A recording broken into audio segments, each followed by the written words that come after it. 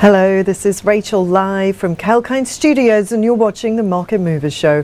Let us zoom our lens on the Australian share market performance, the driving forces behind investors' sentiments and the major ASX listed stock movers. Under the spotlight today, Australian shares rose on Monday on the back of stronger Wall Street closing and surging iron ore and copper prices. The ASX 200 was particularly boosted by growth in materials and the industrial sectors. Consumer staples, financial, real estate and IT sector are also pulling the strings of the ASX 200. Taper timeline hinted by the US federal government overnight definitely caught markets' attention. That means the world's biggest central bank is moving towards tapering its asset purchases as soon as this year. The minutes from the last US Federal Reserve meeting indicated that policy tightening might still take some time. Fed officials say substantial further progress on economic recovery was generally seen as not having yet been met, although participants expected progress to continue and agreed they must be ready to act if inflation or other risks materialise. Various participants of the session still felt conditions for curbing the bond buying that supplying markets with cash would be met somewhat earlier than they had anticipated, while others saw a less clear signal from incoming data. Meanwhile, back home, Reserve Bank of Australia Governor Philip Lowe will speak about the labour market and monetary policy later today, a day after the central bank took its first step towards stimulus tapering by announcing that a third round of its quantitative easing programme would be smaller in scale than the previous two. Looking at the sectoral charter, the Australian technology shares are trading higher, while the tech-heavy Nasdaq continued its uptrend. Prominent tech players, Nuix, Nearmap and Appen, their shares advanced. And the buy now, pay later sector is also in the limelight today. Afterpay, Zip, Payright and Laybuy, their shares are all currently trading higher. Domestic mining stocks jumped to their highest levels in over 3 weeks, helped by a rise in metal prices. Heavyweight miners, the BHP Group and Fortescue Metals rose as iron ore and copper prices advanced.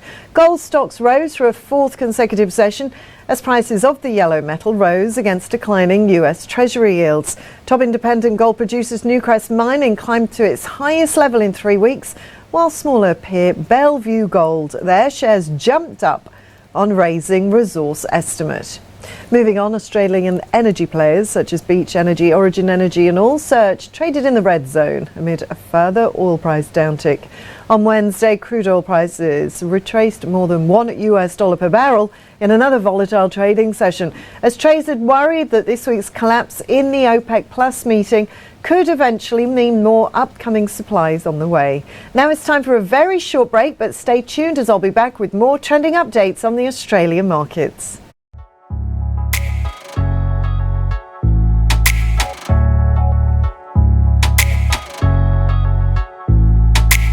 Hi, this is Andy Liu broadcasting from Kalkine Media Studio in Australia, and I'll be hosting the new Kalkine Wellness Show. The half-hour show will cover topics from how wellness as a concept has become even more significant during COVID, to how becoming vegan may improve your health and much more. We are excited to showcase our live streaming show to our audience of millions overseas and in Australia. Tune in to Kalkine TV and join me.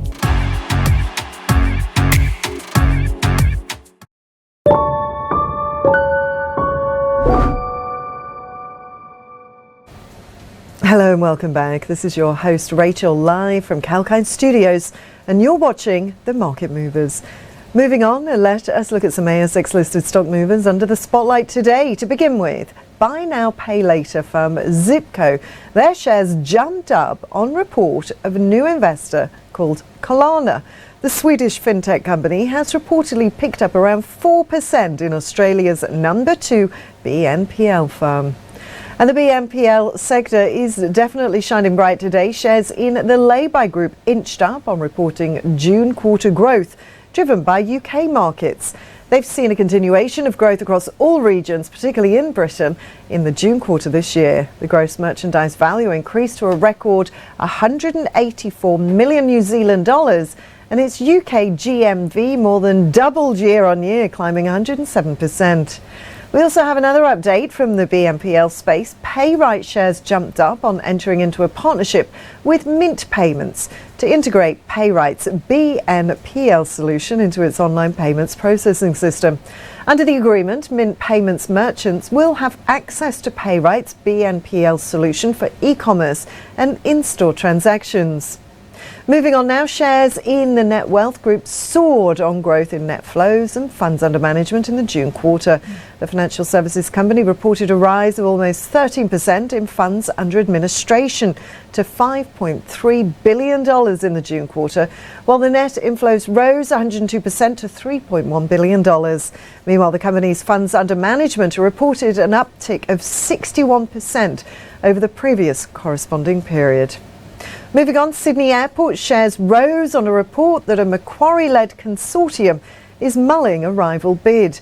According to media reports, Macquarie has been speaking with potential partners, including local pension funds, about making a joint offer. Earlier this week, the group received a $22.26 billion buyout offer at $8.25 per share from Sydney Aviation Alliance, a consortium that consists of the IFM Investors, QSuper and Global Infrastructure Partners.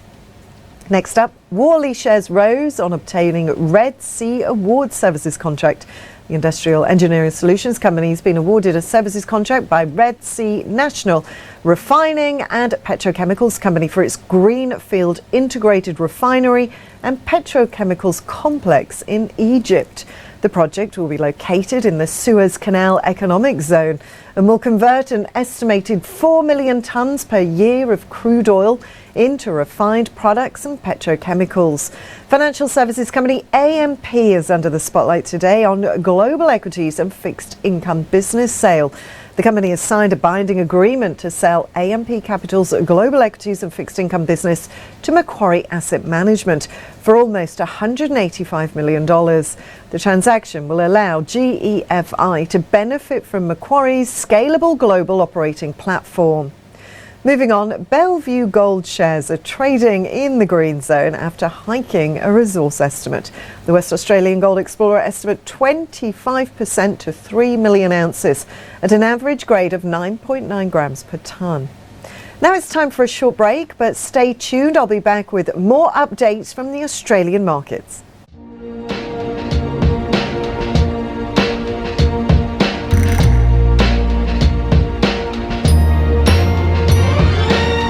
Property by Kalkine. Looking for a dream home? Well, that may sound easy, but it isn't. And from looking for a property that is the right fit for you in terms of cost and other factors, to zeroing down on the right mortgage plan, there are various aspects to consider. And for the latest slowdown in the property market, tune in on Kalkine TV with me, Sage. I will give the latest updates on the property market as well as real estate stocks to help you make the right decision. Keep watching Property with Kalkine.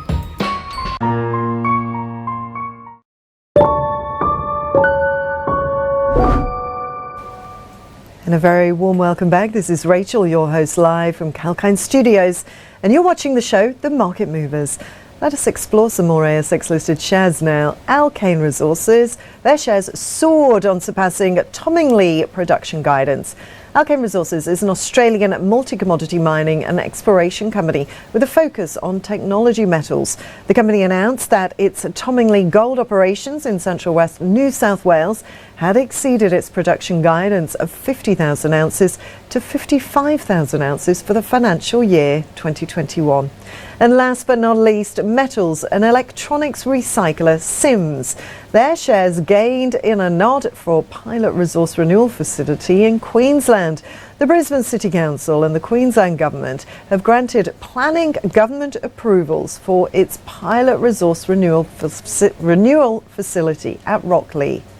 The facility is expected to be operational by 2022.